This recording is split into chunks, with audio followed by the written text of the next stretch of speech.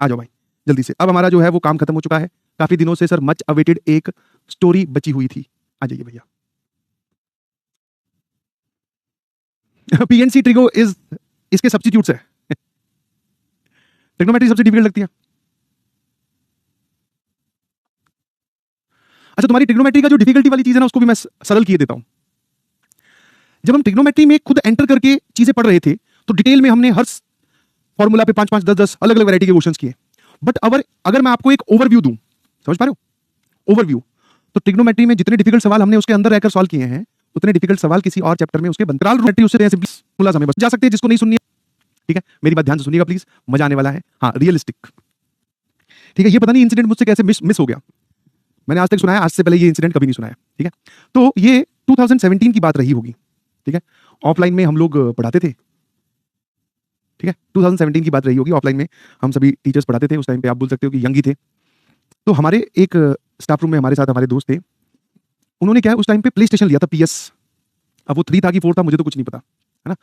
तो उन्होंने बोला कि काफी दिन से उनको बड़ी मतलब इच्छा थी कि आप प्ले स्टेशन, हमने नाम सुन रखा था बट ऐसा कुछ अपनी हैबिट में नहीं था कि भाई प्ले स्टेशन खेलना ही खेलना है, इतना मतलब ऑब्सेस्ड नहीं थे। उस आदमी ने प्ले स्टेशन के लिए LED ले ली बहुत बड़ी, है ना। हम जो है वो लैपटॉप पे ही फिल्म देख के काम चला रहे हैं। मतलब अच्छा खासा खर्चा किया था। प्ले स्टेशन भी शायद महंगा आता है, और LED ले ली भाई सोनी की जिसमें सारी फैसिलिटी हो। वूफर ले लिए, मतलब देख रहे हो कि चेयर तो नहीं लेती, नीचे गद्दा सीधा तकिया लगाओ सीधा दीवार के पास बैठकर, बट हाँ दीवार में बड़ी सी LED वूफर रखे हुए साथ में, और प्ले स्टेशन रखा हुआ है सिर्फ गेम खेलने के लिए। तो वो इंसान इतने ऑब्सेस्ड थे। तो एक दिन सैटरडे की बात है, तो संडे वाले दिन ऐसी प्लान बना लिया करते थे भाई। जयपुर में थे तो कभी बोले नाहरगढ़ घूम के आ रहे हैं, कभी जो है वो हम जयगढ़ घूम के आ रहे हैं, कभी जो है इधर कहीं पर भी निकल गए सब लोग आपस में, दोस्त, है ना, ग्रुप में। तो संडे वाले दिन पहले से ही उसने, हमारे जो सर थे, वो दोस्त जो थे हमारे, उसने पूरा माहौल बना के रखा कि सर नाइट आउट हो जाए, नाइट आउट, ठीक है, नाइट आउट हो जाए। मैंने कहा भाई नाइट आउट में करेंगे क्या? बोले सर गेम खेलेंगे। अब उसकी इस बात पे एक और हमारे जो दोस्त थे उसने हाँ भर दी, वही टीचर्स। बोले हाँ यार आज PS वाला ये काफी दिन से बोल रहे हैं सर हमारे, प्ले स्टेशन खेलते हैं। तो मैंने जाने से पहले बस इतना ही पूछा, मतलब ठीक है, मैंने कहा मैं भी आ जाऊंगा, कोई दिक्कत नहीं है। मैंने कहा उसमें वो रेसिंग कार वाला गेम है क्या? अपने को वही खेलना आता है भाई। वैसे काउंटर स्ट्राइक खेली है कॉलेज टाइम पर मैंने कहा यार वो रिमोट से नहीं खेली, वो लैपटॉप से खेली है ना, ठीक है। तो उसने कहा कि हाँ सर रेसिंग वाला भी है और भी बहुत सारे गेम, आप आओ आपको मजा आएगा। मैंने कहा ठीक है भाई। तो हमें उन्होंने बुलाया संडे को, बोले कि 8 बजे रात को आ जाना, फिर खाना वाना उधर ही खाएंगे, और फिर सभी दोस्त जो है वो अपने सो जाएंगे, और सुबह अपने अपने वापस घर पे आकर तैयार होकर ऑफिस पहुंच जाएंगे। तो ये हमारा नक्की हुआ। हम 3 4 लोग थे, ठीक है भाई। हम पहुंच गए वापस। जैसा कि आप जानते हैं, आपको मेरी स्टोरी में हमेशा एक प्लॉट जानना बड़ा जरूरी है। तो उन्होंने क्या, वो अकेली थी, शादी हम में से किसी की हुई नहीं थी, तो उन्होंने एक छोटा सा 2 BHK, मतलब 2 रूम सेट था, वो BHK भी नहीं था ढंग से। तो यहां से एंट्री होती है, यहां पर सर, यहां से एक और एंट्री, यहां पर एक छोटी सी किचन, ओपन किचन, एक रूम इसके सामने, मतलब एक रूम का गेट ये और एक रूम ये, और यहां पर इस रूम का बाथरूम, ठीक है। और ये पीछे वाला ओपन एरिया। अब आप लोग रिलेट कर पाओगे, जिसमें ऊपर जो लोहे का, मतलब जिसके नीचे खड़े होकर आप ऊपर देखो तो लोहे का जाल लगा हुआ है, जिसके ऊपर मकान मालिक रहते थे, ठीक है। तो ये ओपन एरिया जहां पे वो अपने कपड़े उपड़े सुखाते थे। ये रूम 1, ये रूम 2, यहां पर ये बाथरूम। अब वो यहां लगी हुई थी LED, और यहां लगे हुए थे जी गद्दे। हाँ खूब सारे गद्दे लगे हुए थे, हम 5 6 लोग थे। इधर हम लोग बारी बारी से 2 2 लोग के सेट में गेम खेल रहे थे, ठीक है भाई, है ना। हाँ वो रेसिंग कार शायद एसफॉल्ट ही होगा, पता नहीं मुझे कौन सा गेम था, मैं इतना नहीं जानता हूँ। तो खेलते रहे काफी देर तक, जिसको थोड़ा थोड़ा इंटरेस्ट भी आया, क्योंकि वो खुद तो प्रो, खेलने में काफी प्रो थे, तो हमें तो इतना नहीं समझ में आ रहा था, बट वो हमें काफी दिन से इंसिस्ट कर रहे थे कि आओ यार गेम खेलेंगे, मैंने प्ले स्टेशन लिया है। फिर हमने कहा कि थोड़ी देर गेम खेल के मूवी देख सकते हैं, बोले हाँ सर वो भी देख लेंगे, घबराओ मत। तो हम लोग सारे इकट्ठे हो गए 3 4 लोग, ऐसे करते करते शायद रात का टाइम हुआ होगा, तो हमने बोला कि भाई अब खाना खा के आया जाए। तो वापस 2 2 ओपिनियन, जब इकट्ठे हो जाते हैं 2 4 लोग, तो भाई 2 2 ओपिनियन, 3 3 ओपिनियन तो होती है ना। एक ने बोला कि जो गेम खेलने वाला था, वो जिसका घर है, जिसने हमें इनवाइट किया, उसने बोला कि ऑर्डर कर देता हूँ, यहीं आ जाएगा, खेलते खेलते खाएंगे और फिर और खेलेंगे। अब हम सब लोग भाई खेल खेल के पक चुके थे, हमें तो ज्यादा समझ में आ नहीं रहा। हमने कहा नहीं नहीं नहीं नहीं, यहाँ नहीं खाएंगे, बाहर ऑर्डर करके आएंगे, बाहर ऑर्डर करके क्या, बाहर जाकर खाएंगे। तो थोड़ी बहुत डिस्कशन के बाद में ये वाली चीज जो है हमारी फाइनल हुई कि अब हम 3 बाइक पर 4 जन या 5 जन, या 2 बाइक पर 5 जन, ऐसे हम निकल रहे हैं खाना खाने के लिए। तो यहीं पर ही बाइक खड़ी करके थी अंदर, तो दोनों हमने बाइक निकाली, 5 लोग होंगे हम, एक पे 3 बैठ गए, एक पे 2 बैठ गए। अच्छा, एक जो है वो बाइक मेरे पास थी, तो मेरे पास, मैं मतलब सभी लोग निकले बाहर, फिर वापस आया, है ना, मेरी चाबी रह गई थी उसमें, ठीक है ना। तो मेरी चाबी रह गई थी, बाकी लोग बाहर, यहाँ गेट के बाहर खड़े हो गए, वही हंसी मजाक। उसने फाइनली यहाँ इस गेट पर लॉक लगाना था, तो मैंने कहा रुको मैं चाबी लेकर आता हूँ। मैं गया अंदर कमरे की, मुझे लाइट वाइट मिली नहीं, तो मैं अपनी चाबी ढूंढ रहा था, गद्दे पर रखी हुई थी, मैं वापस बाहर आ गया, है ना। और उस टाइम पे शायद बजे होंगे 11:30 12 1 बजे के करीब। तब मैंने उसको बाहर आते बोला, मैं यार ऊपर से तुम्हारे जो अंकल आंटी जो तेरे लैंडलॉर्ड ऊपर रहते हैं, उनके बच्चे तो यार बड़े शोर कर रहे हैं, है ना। तेरे को डिस्टर्बेंस नहीं होती, मतलब कई बार ऐसा होता है ना, जब आप नए नए टीचर होते हो तो अपना काम कर रहे हो, पढ़ रहे हो, पीपीटी पीपीटी तो क्या लेक्चर नोट्स तैयार कर रहे हो। मैं कहा उसकी तो ऊपर उस जाली से तो बड़ी उसकी हंसने की रोने की आवाजें आ रही है, उस मतलब जो भी तुम्हारे अंकल आंटी की बेटी है या बेटा है जो भी। बोला हाँ यार मेरे को भी पता नहीं आती रहती है। अब मैंने उनको अंकल आंटी को बोला, अंकल आंटी बोलते हैं हमारे यहाँ से तो नहीं आ रही है। बस वो इतना सा हुआ, ठीक है, हाँ ना। मैं चाबी लेने आया, मैंने चाबी उठाई, बस वापस जा ही रहा था, यहाँ से जाली से ही आवाज आई, मुझे तो ऐसा ही लगा। मैं कहा इतनी रात को कौन रोता है यार, हंसता है जो भी है। मैं कहा बच्चे डिस्टर्बेंस नहीं होती। बोले हाँ कई बार करते हैं ये लोग, अब कौन इनसे बात करे, हम चले गए भैया, है ना। हम खाना खाने चले गए, खाना खा के आ गए। रात को हम आए, फिर हमने अब की बार गेम पे एकदम काटा लगा दिया। बोले भाई कोई गेम नहीं खेलेंगे, अब मूवी देखेंगे। हमने बढ़िया उसमें मूवी चलाई, ठीक है, और मूवी देखते देखते एक दो लोग सो गए, ठीक है ना। फिर हम इसी वॉशरूम को यूज़ कर रहे हैं, जिसको जरूरत पड़ रही है उस हिसाब से। सुबह उठे, बाइक ली, मैं अपने घर, बाकी लोग अपने घर, फिर ऑफिस में मिले। ये सिलसिला ऐसे चलता रहा।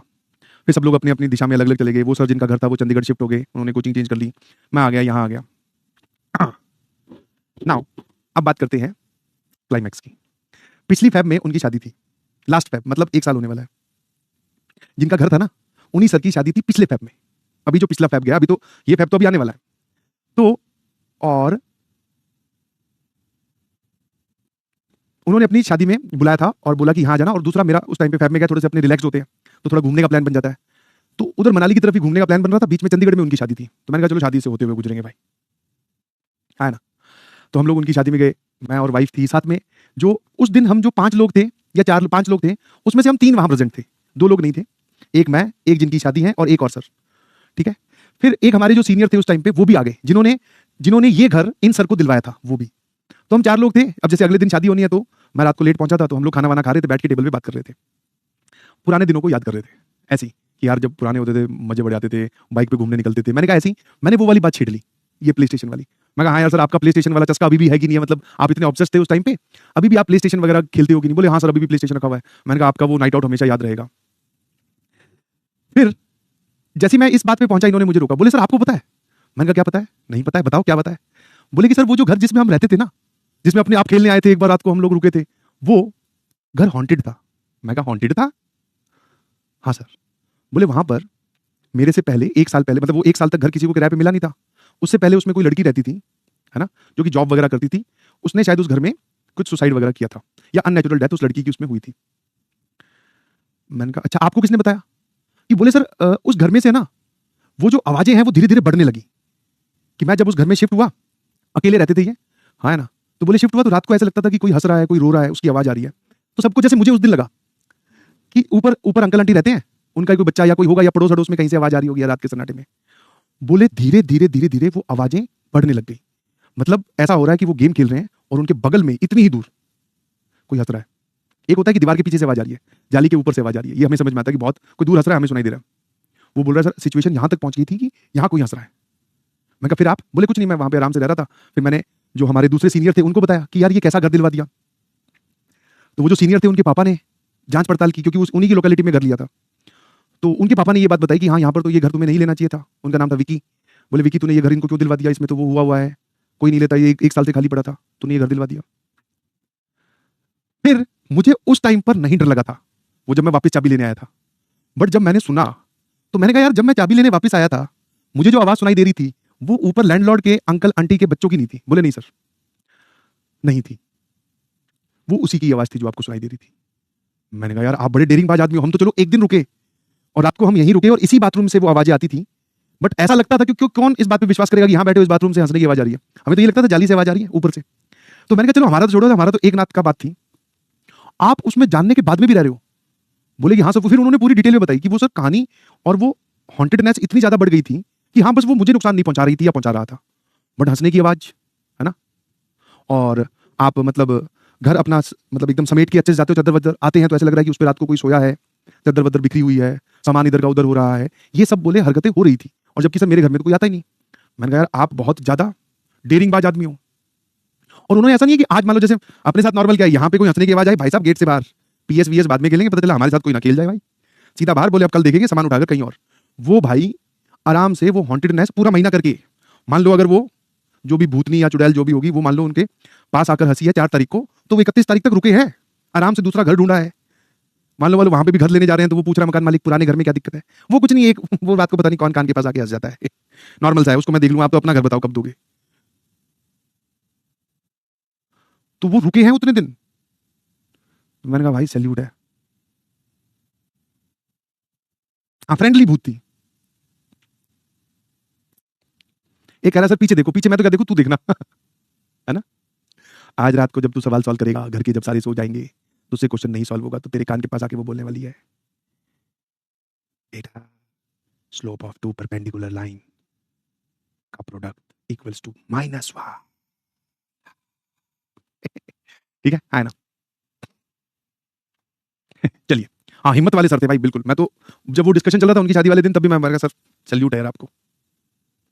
मैंने कहा आप वहां रह लिए, अब आपको शादी में कोई दिक्कत नहीं होगी। अब आपका शादीशुदा जीवन बहुत अच्छा जाएगा, क्योंकि एक चुड़ैल के साथ रहने की तो आदत हो ही गई है।